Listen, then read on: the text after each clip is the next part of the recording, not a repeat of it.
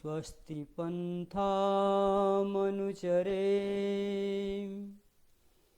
सूर्याचन्द्रमसामिव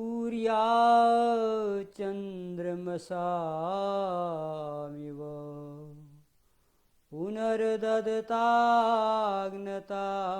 जानतां संगमे महि पुनर्दत्ताग्नता जानतां संगमे महि। ओम शांति शांति शांति। धर्म प्रेमी सज्जनों, सादर नमस्ते। शीतकाल चल रहा है। इस समय स्वास्थ्य के प्रति सजग रहना मानव मात्र का कर्तव्य है। ऐसे समय में सर्दी, जुकाम, खांसी, बुखार, अस्थमा, इस्नोफीलिया आदि अनेक प्रकार के संक्रामक बीमारियां पैदा होती हैं और उनसे बचने के लिए हम नाना प्रकार के उपयोग करते हैं, प्रयोग करते हैं। जैसे आग तापना, गर्म वस्त्रों को पहनना और ऐसे पदार्थों को सेवन में लाना जिनसे शरीर में उष्णता आती है। आज के इस भौतिकवाद के जगत में बहुत सारी स्वास्थ्यवर्धक चीज़ें इतनी महंगी हो गई हैं जिन्हें आम आदमी न तो खरीद सकता है और न सेवन कर सकता है। और आप किसी चिकित्सक के पास जाइए तो जितने भी चिकित्सक महोदय हैं, चाहे वो एलोपैथ में हो चाहे वो आयुर्वेद में हो, वो शरीर में उष्णता लाने वाले ऐसे औषधियों का वर्णन करते हैं जिन्हें आम आदमी खरीद ही नहीं पाता है। जिनको 2 समय की रोटी चलाना मुश्किल है, वो इतने महंगी औषधियाँ कैसे खरीद सकते हैं। और उसके बाद भी जो निरंतर लगभग 7-8 महीने से जो लॉकडाउन का माहौल चल रहा है, उसमें तो अर्थव्यवस्था आम आदमी की भी चरमरा गई है। ऐसे समय में शीत का प्रकोप, तो अनेक प्रकार की आपदाएं एक साथ मनुष्य के साथ आई हुई हैं। और चिकित्सक लोगों के पास जाइए तो कोई कहेगा च्यवनप्राश खाओ। अब बाज़ार में च्यवनप्राश का 1 किलो का डिब्बा 600-700 रुपया, जो अच्छी कंपनियां जिनको माना जाता है, दे रहे हैं। और 600-700 में 1 किलो च्यवनप्राश पूरे परिवार में कितने दिन चलेगा। कोई कहेगा जीवन केसरी खाओ, वो भी ऐसा ही है। काजू, किशमिश, बादाम कुल मिला करके ये भी 1-2 हज़ार रुपया का एक व्यक्ति के ऊपर बोझ पड़ता है। कोई कहेगा शिलाजीत खाओ, अश्वशिला कैप्सूल खाओ, अश्वगंधा कैप्सूल खाओ। तो ये अनेक प्रकार के जो औषधियाँ हैं, ये इतनी महंगी हैं कि आम आदमी इनका सेवन नहीं कर सकता। लकड़ियों का भी अभाव हो गया है। मकान इस तरह से बने हैं कि उनमें आग जलाना भी संभव नहीं हो पा रहा है। और जो शीतकाल के वस्त्र हैं वो भी इतने महंगे हैं कि आम आदमी उनको नहीं खरीद सकता है। तो ऐसे समय में हम अपने स्वास्थ्य की देखभाल कैसे करें, इस पर बहुत गंभीर चिंतन किया गया। और जिन खोजा तिन पाहिया गहरे पानी बैठ। आप किसी चीज़ की खोज में लग जाइए तो कोई न कोई समाधान आपके पास आ जाता है। हमने भी आम आदमी को अपना लक्ष्य बनाते हुए इस विषय पर चिंतन किया कि गरीब से गरीब आदमी इस शीतकाल में जो शीत का प्रकोप चल रहा है उससे स्वयं कैसे बचे और अपने परिवार के लोगों को कैसे बचाए। इस विषय पर स्वास्थ्यवर्धक चीज़ों का हमने निरीक्षण करना प्रारंभ किया। तो सज्जनों, हमको ऐसी ऐसी चीज़ें मिल गई जो साधारण से साधारण आदमी भी जिसकी व्यवस्था कर सकता है।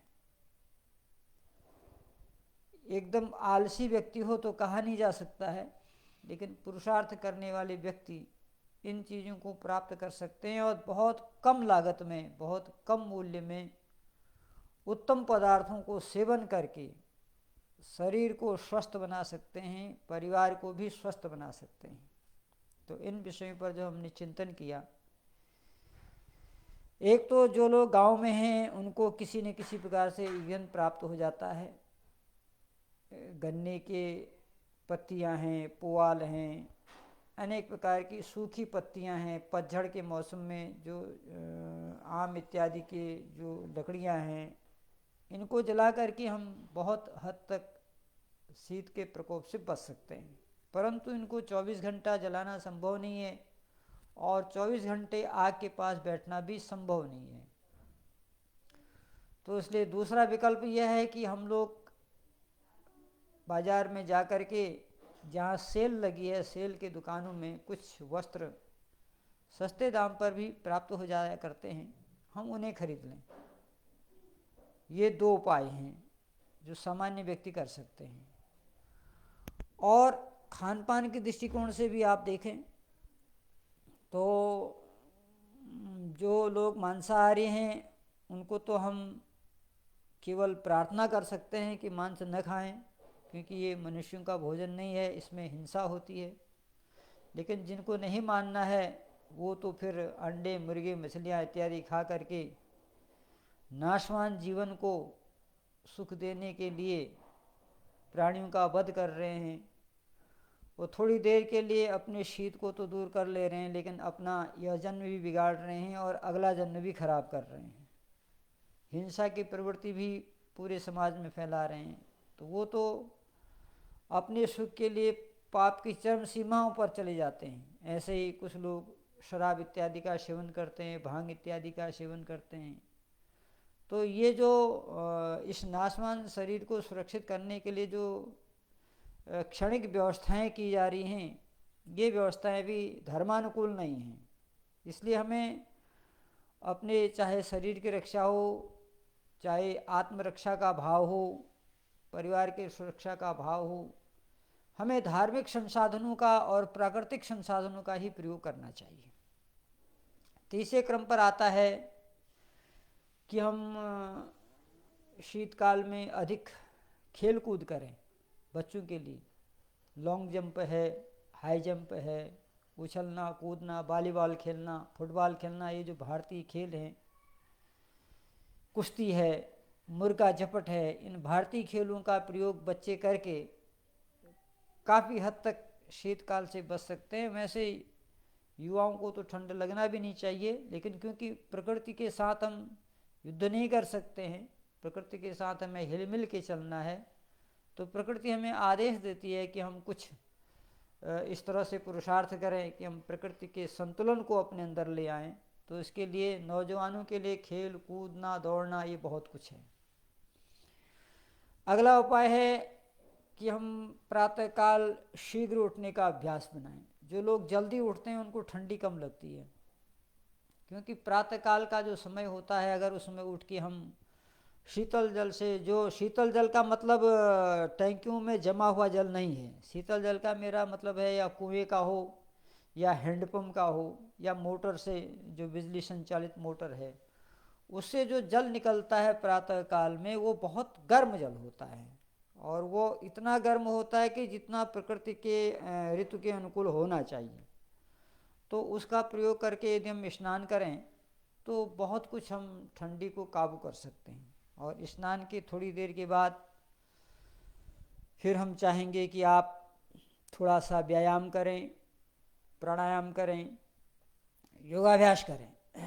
और इस समय भस्त्रिका प्राणायाम इस समय शरीर में उष्णता लाने का बहुत अच्छा उपाय है। तो हम भस्त्रिका के माध्यम से शरीर में गर्मी ला सकते हैं। तो 10 से 20 की संख्या में जितना भी हमसे हो जाए, श्वास लेना छोड़ना, श्वास लेना छोड़ना, न बाहर रुकना न भीतर रुकना, तो इस क्रम में यदि हम 5 मिनट का भस्त्रिका का अभ्यास करते हैं प्रतिदिन, तो हम केवल भस्त्रिका प्राणायाम मात्र से 80% शीत के प्रकोप से हम बच सकते हैं। ये भी एक व्यवस्था शास्त्रों के अंदर है इस काल के लिए भस्त्रिका। बाकी कपालभाति है, अनुलोम विलोम है, ये तो सर्वकाल में किए जा सकते हैं। हाँ, जो लोग ज़्यादा हाई ब्लड प्रेशर के रोगी हैं उन्हें इनसे थोड़ा सा बचना पड़ेगा।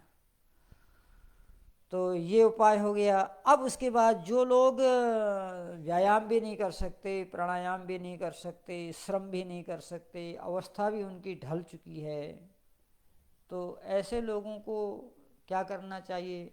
तो उन्हें उष्ण पेय पीना चाहिए। उष्ण पेय से मतलब मेरा चाय से नहीं है।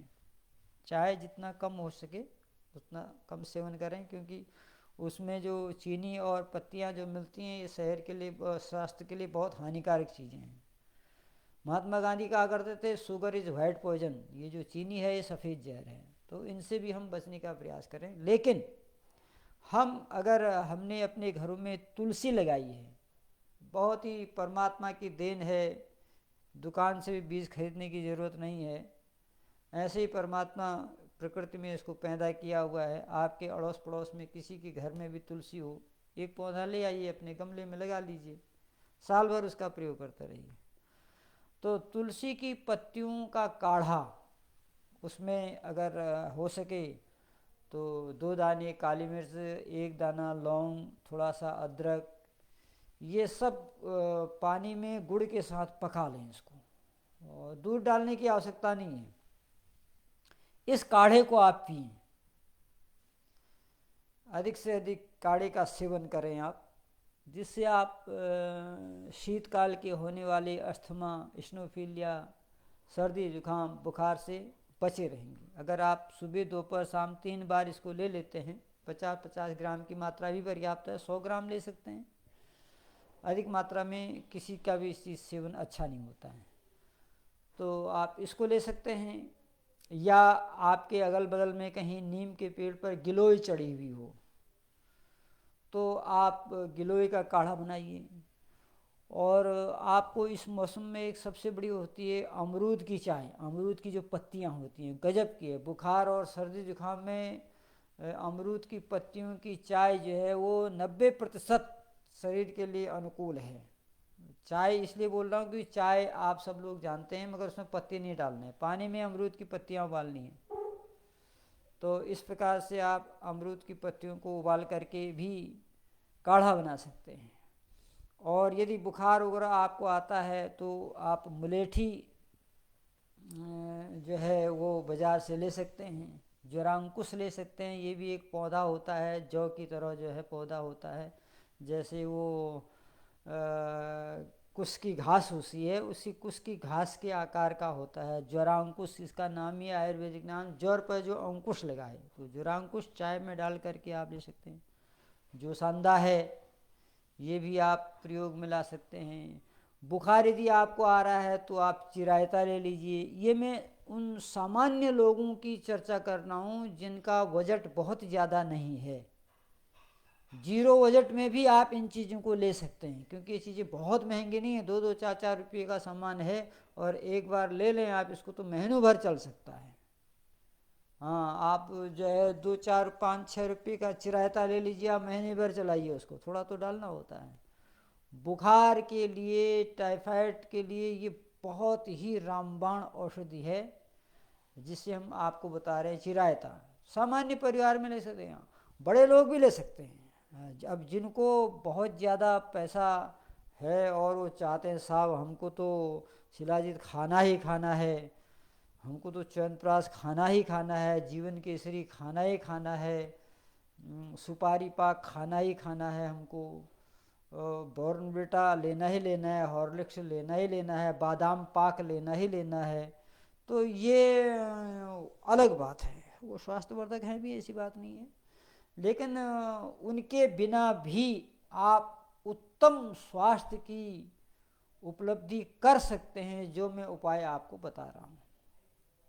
अब इसके बाद आप साहब देखिए, इस समय आपके वहाँ गांव के जो लोग हैं उनके लिए तो कोई समस्या नहीं, गांव में मूंगफलियाँ भी हो रही हैं और गुड़ का भी सीजन है, तो साहब आप गुड़ और मूंगफली का सेवन करें,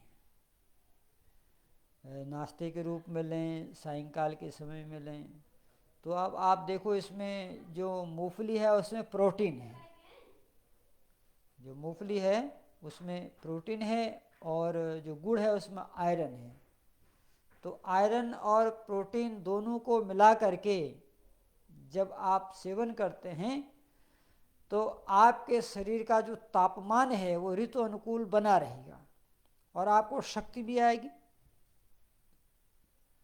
स्वास्थ्य भी आपका बहुत अच्छा रहेगा। तो सामान्य व्यक्ति भी इसको सेवन कर सकता है।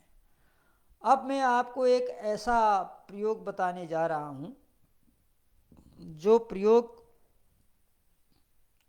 जीरो स्तर की धनराशि पर भी किया जा सकता है, और इसका जो रिजल्ट है, इसका जो परिणाम है वो बहुत ही उच्च कोटि का है, और इसमें झंझट भी कुछ नहीं है। इसके निर्माण करने में बड़ी आसानी से आप इसको बना सकते हैं।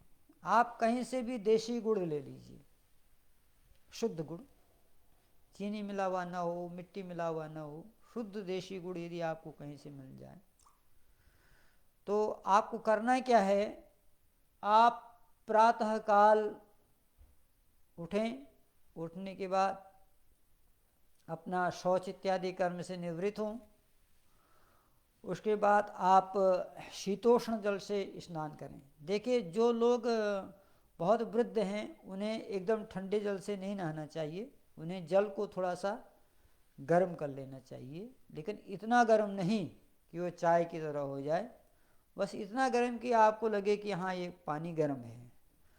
और एक जो विशेष सावधानी है, स्नान के समय जो लोग गर्म पानी से स्नान करते हैं उनको मैं एक विशेष चेतावनी देता हूँ आयुर्वेद की ओर से, कि वो स्नान करते समय गर्म पानी सिर पर भूल के भी न डालें। यदि आप गर्म पानी सर पर डालते हैं तो आपके ज्ञान तंतुएं क्षुब्ध हो जाती हैं, विक्षिप्त हो जाती हैं, और परिणाम तो आपको अधकपाली जैसी भयंकर बीमारी हो सकती है, जैसे आधा सिर दर्द करता है ना, उसमें ये भी एक कारण है। तो इसलिए आप गर्म पानी को कंधे से नीचे डालें, सिर में आप बिल्कुल भी गर्म पानी न डालें, मस्तिष्क को गर्म पानी स्वीकार नहीं है। इसका विशेष वो लोग ध्यान रखें जो गर्म पानी से स्नान करते हैं, करना चाहिए। लेकिन मैंने आपको पहले भी अभी 5-10 मिनट पहले बताया कि यदि हम सुबह हैंडपम्प को चला लेते हैं 6-7 बार, या मोटर है तो मोटर से या कुएं से, वो जो पानी होता है वो ठंडा तो बिल्कुल नहीं होता है, और गर्म इतना होता है कि जितना हमारे शरीर का तापमान होना चाहिए। और उस जल से स्नान करने पर पूरे दिन आपके शरीर आपका चुस्त दुरुस्त बना रहता है, किसी प्रकार का कोई आलस्य नहीं आता। गर्म पानी के नहाने का एक दोस्त मैं आपको और बता दूं, जो लोग ज़्यादा गर्म पानी का यूज़ करते हैं स्नान करने में, वो इस ऋतु में आलसी बहुत हो जाते हैं। और दूसरी बात, गर्म पानी केवल स्नान करते समय ही शरीर को गर्म रखता है, स्नान करने के बाद जैसे हम निकलते हैं फिर हमको दुगनी ठंडी लगने लगती है।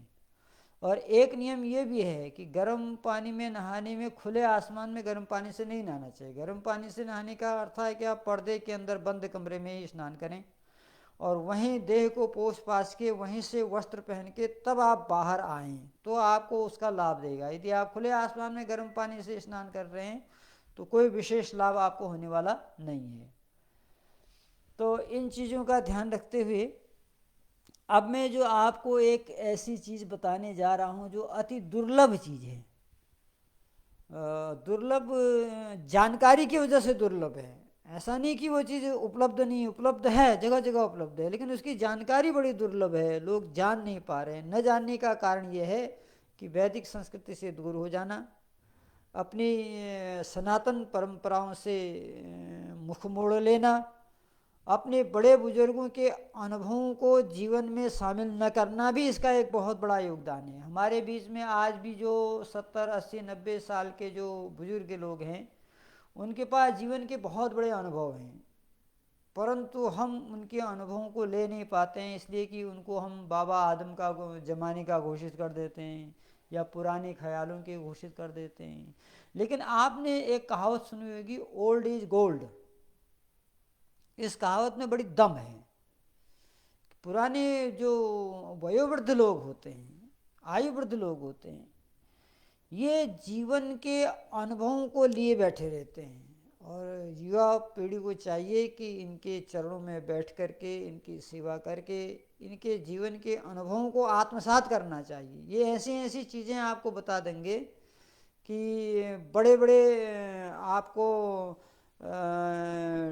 डॉक्टर एमडी नहीं बता सकते, एमबीबीएस डॉक्टर नहीं बता सकते आपको, बड़े बड़े डिग्रीधारी लोग नहीं बता सकते हैं, क्योंकि वो कॉपी के पढ़ाई से पढ़े हुए डॉक्टर नहीं है, वो जीवन के अनुभव से सीखे हुए डॉक्टर हैं। अनुभव से वो जो डॉक्टर बनता है बहुत बड़ा डॉक्टर बनता है, उसको सर्टिफिकेट की आवश्यकता नहीं, वो जी चलता फिरता सर्टिफिकेट है। तो ऐसे प्राचीन काल में हमारे बहुत सारे आयुर्वेद के वैद्यों ने इन चीज़ को प्रचारित प्रसारित किया। उन समय के जो पुराने बुजुर्ग लोग हैं, ये आयुर्वेद में जो वैद्यकी है वो पेशावरी वैद्यकी नहीं है, अर्थात वो पेशा नहीं है। वो चाहते हैं कि सब वैद्य बन जाए। आयुर्वेद इस तरह का ग्रंथ है, उसको पढ़ाते समय उनके आचार्य कहते हैं कि ये परोपकार के लिए इस विद्या का प्रचार प्रसार हो रहा है। तो इसलिए आप वो सबको बताते हैं, उसको खुलेआम वेद का ज्ञान है। तो मैं जो आपको चीज़ बताने जा रहा हूँ वो ये है कि प्रातः काल आप उठ के शौच आदि स्नान आदि से निवृत्त होकर के आप क्या करें, थोड़ा पानी गर्म कर लें। जितना चाय की में आप गर्म पीते हैं इतना पानी गर्म कर लें, और उसके बाद आप गुड़ ले लें, 10 ग्राम, 20 ग्राम, 50 ग्राम, जितनी आपकी क्षमता हो रुचि के अनुसार। आप उस गुड़ को बड़े प्यार से खाइए, और जब पूरा गुड़ आपका समाप्त हो जाए तब आप वह जो गर्म पानी है उसको चाय की तरह सेवन करें। देखिए कितना सस्ता है, इसको हर व्यक्ति, जो लाभ च्यवनप्राश खाने से नहीं होता, बादाम पाक खाने से नहीं होगा, अश्वजित शिला खाने से नहीं होगा, शिलाजीत खाने से नहीं होगा, च्यवनप्राश खाने से नहीं होगा, बादाम काजू किशमिश खाने से जो लाभ नहीं हो सकता, वह लाभ इससे गारंटी के साथ 100% होगा। आप उस गुड़ को खाने के बाद आप चाय की तरह उस पानी को, एक गिलास, बड़ा गिलास है तो आधा गिलास, छोटा गिलास है तो 1 गिलास, आप उसको पी लें, और पी करके आप उसका सेवन करें, और लगभग 1 हफ्ते के बाद आपको किसी से पूछना नहीं पड़ेगा कि इसका क्या लाभ है, परंतु आप दूसरों को बताना प्रारंभ कर देंगे कि कहाँ ये च्यवनप्राश और बादाम पाक के चक्कर में पड़े हुए हो। अरे ये जब जिस समय ऋषि मुनियों ने इन औषधियों को तैयार किया था, उस समय ऋषि मुनि लोग ये 1500 और 600-700 रुपये का इसको बेचते थोड़ी थे। ये तो आज उतनी शुद्ध औषधियाँ भी नहीं हैं, क्योंकि प्रकृति में पूरा प्रदूषण है, औषधियाँ भी प्रदूषण से युक्त हैं। उसके बाद भी आज यंत्रों के माध्यम से औषधियाँ तैयार हो रही हैं। आयुर्वेद के वैद्य तो उसको कूट कूट करके हाथ से, हाथों को बलिष्ठ बनाते थे और उसको कूट कूट करके तैयार करते थे। तो वो इस प्रकार से उसको बेचा नहीं करते थे, बल्कि वो जीवन दायिनी तो लोगों को दिया करते थे। आज तो ये व्यापार हो चुका है बहुत बड़ा। तो इसलिए मैं आपसे कह रहा हूँ कि आपको च्यवनप्राश खाने से, बादाम पाक खाने से, शिलाजीत खाने से, अश्वगंधा खाने से, बॉर्नविटा खाने से, हॉर्लिक्स खाने से वो ताकत मिले या नहीं मिले कोई गारंटी नहीं है, क्योंकि शुद्धता की कोई गारंटी नहीं है। लेकिन यदि आप यह गुड़ खा रहे हैं और उसके बाद इस गर्म पानी का सेवन कर रहे हैं, तो ये आपको 99% गारंटी है कि 1 हफ्ते के बाद आप खुद इस चीज़ को दूसरों को बताना प्रारंभ कर देंगे कि भैया अगर तुम्हें सर्दी जुकाम खांसी बलगम इस्नोफीलिया बुखार इससे बचना है तो प्रातःकाल उठिए और थोड़ा सा गुड़ लीजिए और उसको चबा चबा के खा लीजिए और उसके बाद चाय की तरह 1 गिलास पानी का सेवन करिए 1 हफ्ते तक। उसके बाद आप देखिए आपकी सर्दी गायब, जुखाम गायब, खांसी गायब, आपका बुखार एकदम समाप्त, इस्नोफिलिया तो हो गए नहीं, और आपके नसें भी जो ब्लॉकेज हैं वो खुलना प्रारंभ हो जाएंगी। और आप जैसे कि मैंने बताया कि आयरन का भंडार है गुड़, आपके शरीर भी लोहे की तरह हिष्ट पुष्ट होना प्रारंभ कर देंगे। अब आप थोड़ा कल्पना कीजिए कि ये कितना सस्ता नुस्खा है।